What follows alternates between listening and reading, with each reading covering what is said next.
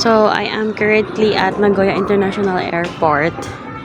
It's my flight today. I'm going to South Korea. And time check, it's 6 in the morning. So, let's go.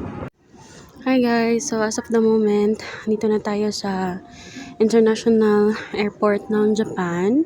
And I'll be flying to South Korea. Ayan, kakatapos ko lang sa immigration and that's it. So, I'm excited, pero kinakabahan, but let's do this. So, ayan guys, I'm boarding. First country to end for today, for 2 hours. I'll be flying for 2 hours to Korea. Then I'll just stay there. And this is it. Excited.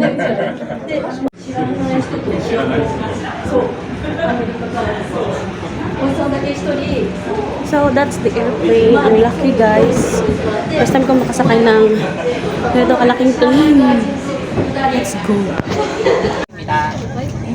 저희 승무원들은 여러분께서 편안하게 여행하실 수 있도록 정성을 다하겠습니다. 감사합니다. Ladies and gentlemen, welcome aboard. Electronic devices may be used during the flight as long as they're set to airplane.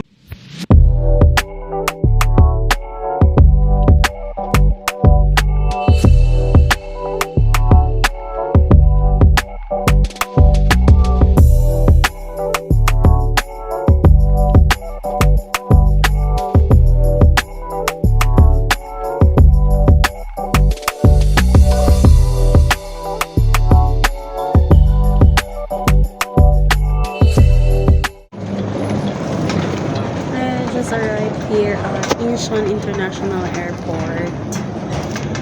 So I'm going to transfer from here to departure naman for Dubai. So Dubai, here I come. 10 hours ang flight guys, so it's very hago and kaboy. And welcome to Incheon International Airport, guys. So I have to go on the 3rd floor kasi nandito yung gate ko. Alright, let's go. So, ang ganda ng airport nila, guys. So, walk with me as I look for the gate 248. Diba? Layo. So, iba-ibang lahi. Hindi mo maintindihan. Like, hoy, sa ba? Ayun, 248. Ganda ng airport nila. I want to buy something so I can have a Korean won. Kasi nag-ano yung tita ko ng Korean won sana. But I think sana di accept dollars, no? Ay.